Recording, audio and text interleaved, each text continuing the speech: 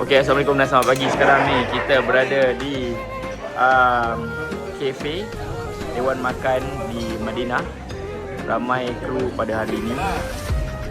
Okey Del, hari ni kita nak pergi mana Del? So je, kita nak buat trip jalan-jalan satu Madinah. Assalamualaikum semua, selamat pagi. So hari ni kita nak buat ziarah musim-musim dekat interesting places and historical places dekat Madinah. Assalamualaikum warahmatullahi wabarakatuh. Nama saya Nuruddin. Kita punya agenda hari ni ziarah advance, tapi of course lah tempat ziarah tu kalau ikutkan ada mungkin banyak, lebih dari 50 ataupun mungkin macam ratusan. Nabi pernah menjejakkan kaki, tetapi Nabi tak pernah pun bagi galakan untuk kita pergi ke tempat tersebut. Cuma tak ada masalah kalau kita pergi untuk mengambil pengajaran dan iktibar. Kategori yang pertama ada 4. So maksudnya 4 tempat ni, kalau next time kita datang Madinah lagi, perbanyakkan datang ke 4 tempat yang akan disebutkan ni. Dari 4 ni ada 2 masjid dan lagi 2 adalah perkuburan. Nabi pakai baju perisai, Nabi tapis tentera. Checkpoint yang kedua, berlaku peperangan. Checkpoint yang ketiga, Nabi dirawat. Sebab dalam peperangan tadi Nabi dah cedera parah. So checkpoint yang ketiga, Nabi dirawat. Checkpoint yang keempat, Nabi berehat. Ghazwah ni peperangan besar yang Nabi sertai. Manakala Sariyah ni peperangan yang Nabi tak sertai, Nabi hanya hantar utusan sahaja. Ghazwah terawal yang berlaku di Madinah adalah ada 3 yang besar. Yang pertama peperangan Badar. Perang Badar berlaku pada tahun ke-2 Hijrah. Sebelah kanan kita, mungkin ada yang kali pertama datang boleh tengok, inilah dia Bukit Uhud. Bukit Uhud ni saiz dia punya panjang dia 7 km, lebar dia 3 km, ukur lilit dia 19 km.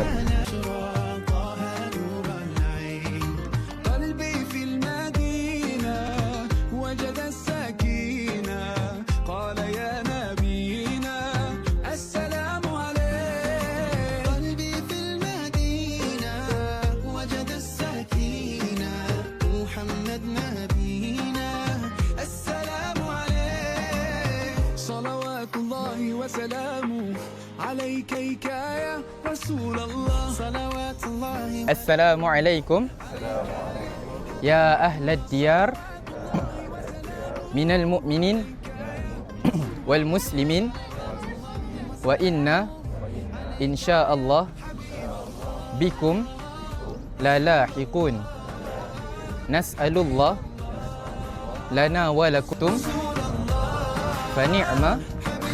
Dalam pagar ni lah tempat terletaknya lebih kurang 70 orang syuhada yang syahid dalam peperangan Uhud. Dia nampak ada batu kan? Dalam kawasan batu itulah tempat terletaknya Sayyid Syuhada, iaitu Sayyidina Hamzah yang syahid dalam peperangan Uhud, merupakan ayah saudara Nabi.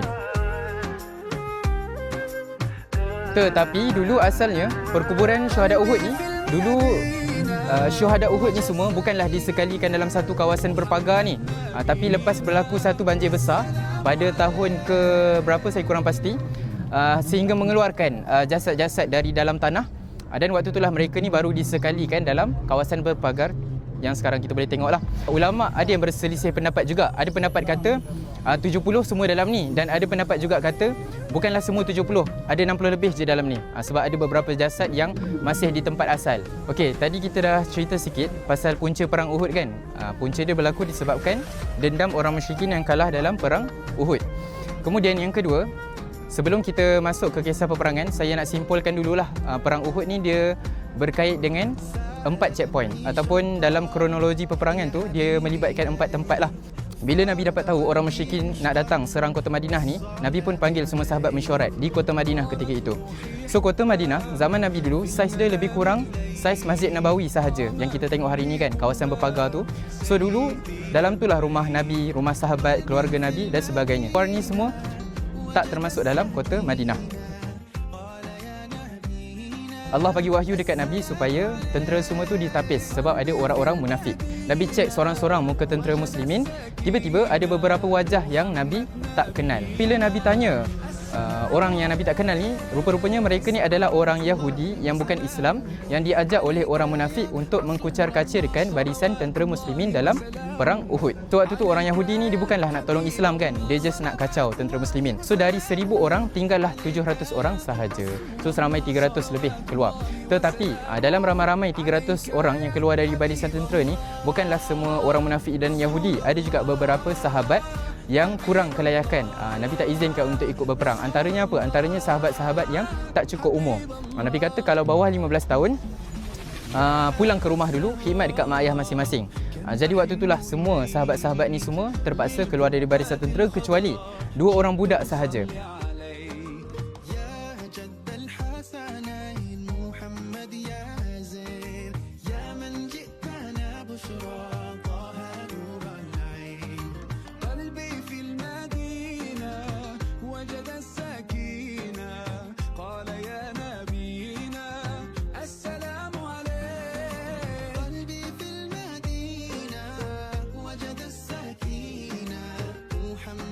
Kena kaji balik tapi bukanlah 100% tak sahih. Mungkin boleh jadi belum dibuat lah.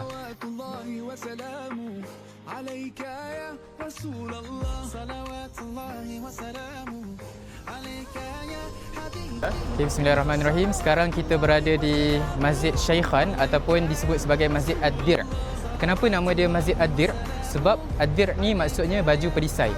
Di sinilah tempat Nabi memakai baju perisai ketika Nabi dalam perjalanan untuk ke tempat peperangan Uhud. Nabi singgah dulu di sini dan Nabi berhenti, Nabi memakai baju perisai. Itu yang pertama. Kemudian yang kedua, di sini juga tempat Nabi menapis tentera. Dari 1000 tentera muslimin yang berjalan dari kota Madinah sampai je di sini, Nabi menapis tentera sehinggalah akhirnya tinggal 700 orang sahaja. Sebab ada sebahagian orang munafik yang keluar dari barisan tentera.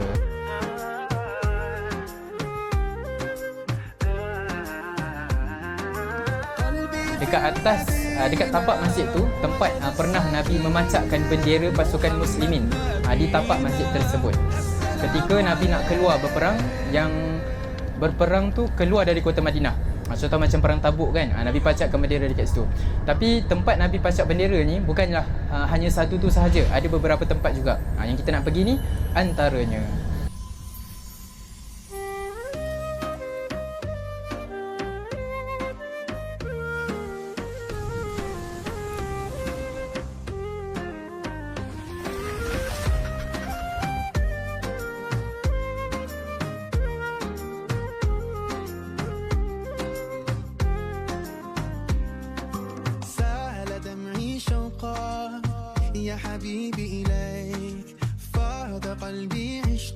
Kalau satu kiblat kan dalam bahasa Arab kiblat, itu bahasa Arab. Kalau dua kiblat jadi qiblatain.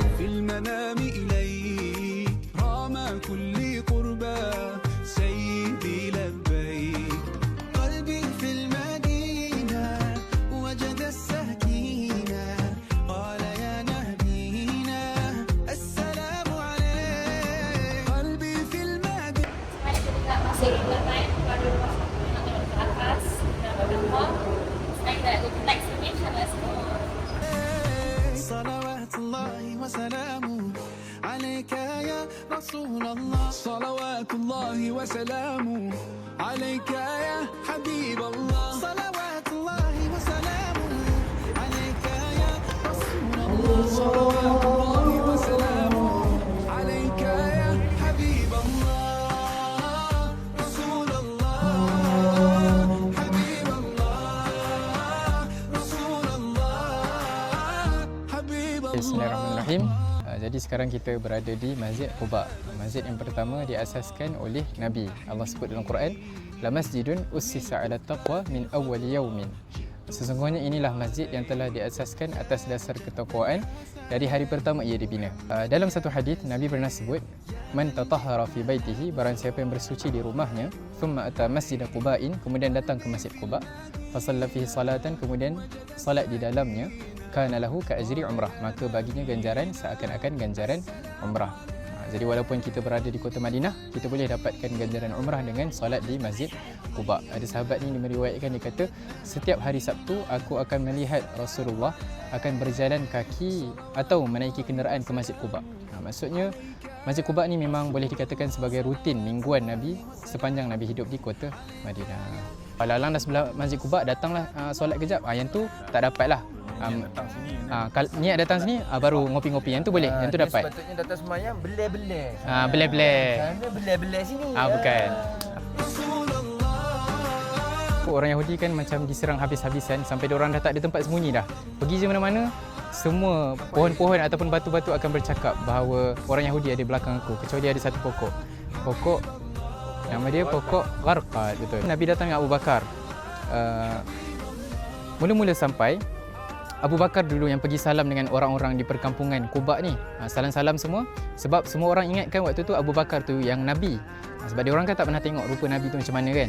Tiba-tiba Abu Bakar patah balik dekat Nabi. Abu Bakar ambil kain, ridak kain dia, teduhkan Nabi. Jadi waktu itulah orang-orang Quba ni tahu, oh Nabi yang diteduhkan tu. Sebab itulah nama dia Bustan Al-Mustadhal. Adakah betul telaga Izik tu ada kaitan dengan Nabi? Yang ni menurut Syekh yang dekat Madinah hari tu saya tanya, menurut beliau tak ada apa-apa sumber yang mengaitkan telaga tu dengan Nabi. Cuma telaga tu memang ada dah lamalah sejak berzaman dahulu. Sebab ada yang pernah sebut telaga tu tempat Nabi pernah ludah dan sebagainya, itu wallahu alam. Sama macam tempat-tempat tadi jugalah. Nabi bina Masjid Quba ni dalam perjalanan Nabi berhijrah dari kota Mekah ke kota Madinah. Kota Madinah tu dari sini nak ke Masjid Nabawi, boleh nampak tak menara Masjid Nabawi tu? Nampak kan? Lebih kurang 3 km, around 3 km lah. So dah tak jauh lah. So perkampungan Quba ni Nabi singgah sebelum Nabi melengkapkan hijrah Nabi ke kota Madinah. So waktu tu belum lengkap lah. Sebelum Nabi sampai ke kota Madinah, Nabi singgah di beberapa tempat lah. Antaranya perkampungan Bani Unaif. Ada dekat belakang kafe-kafe sana. Nanti next time kalau ada masa datang kat kafe ni kan. Niat asal tadi kita cerita pahala umrah. Tentang pahala umrah ni, first kali nak dapat pahala umrah, mestilah kena niat datang. Anda habis wuduk siap-siap, datang ke Masjid Quba untuk solat.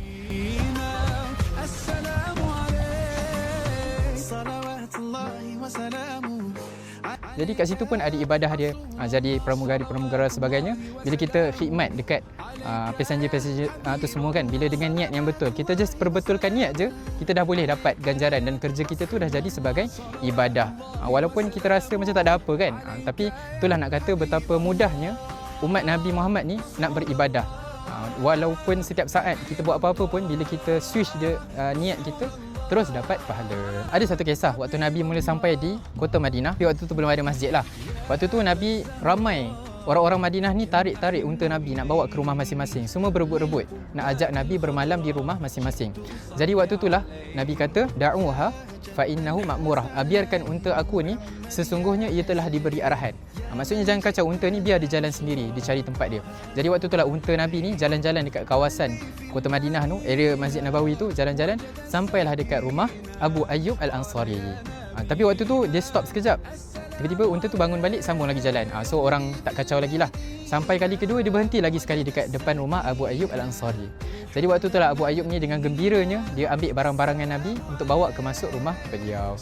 Dan bermulalah fasa kedua kehidupan Nabi di kota Madinah. Fasa pertama di kota Mekah.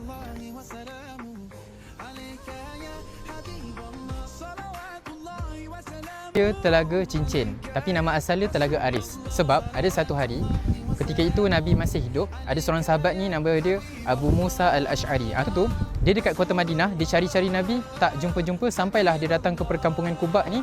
Dia nampak Nabi sedang duduk dengan melunjurkan kaki ke dalam telaga. Nabi duduk santai-santai lah kiranya kan, goyang-goyang kaki macam tu kan. Kemudian dia cakap dekat Nabi, "Ya Rasulullah, al-yawm ana harithul laka." Ya Rasulullah, hari ni aku nak jadi bodyguard kau. Nak jaga Nabi lah.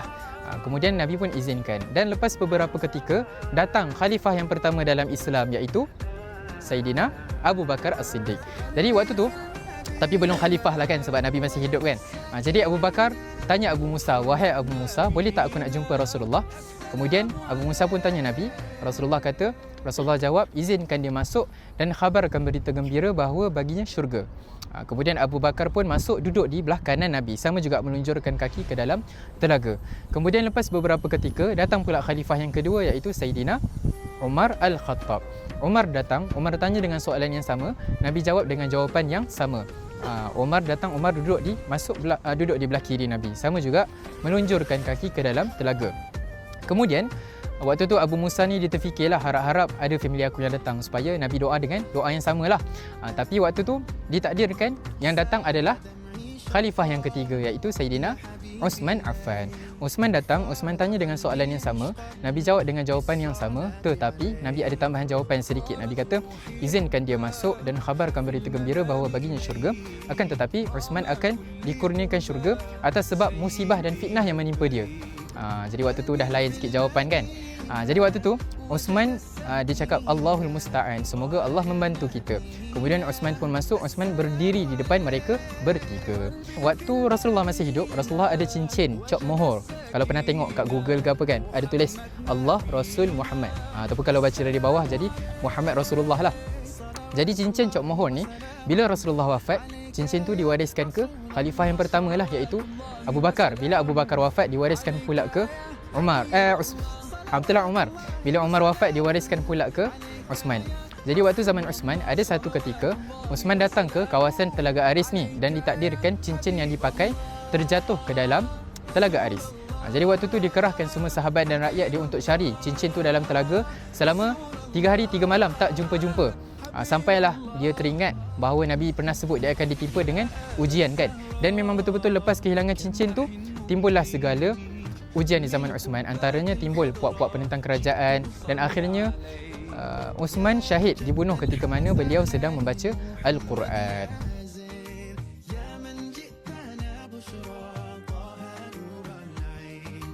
Kali saya Nodi ingin mengucapkan terima kasih kepada semua yang sudi menyertai ziarah Madinah pada hari ini. Dia sebenarnya tak expect dia punya sambutan sangat luar sangat. And then you guys memang beri kepercayaan penuhnya pada saya untuk, actually bukan handle pun, tapi saya hanya alliance dengan Ustaz Nuruddin. Lepas tu yang mana last minute join tadi pun saya nak ucapkan terima kasih Syakidah dengan Abang Engineer kita, sebab dia buat kita lagi ramai. Next time kalau kita ada trip lagi, insyaAllah kita akan buat tempat yang lagi best lah. Kita pergi Abdullah ke yang mana stay dekat Madinah tu kan. Okay, so selamat berehat.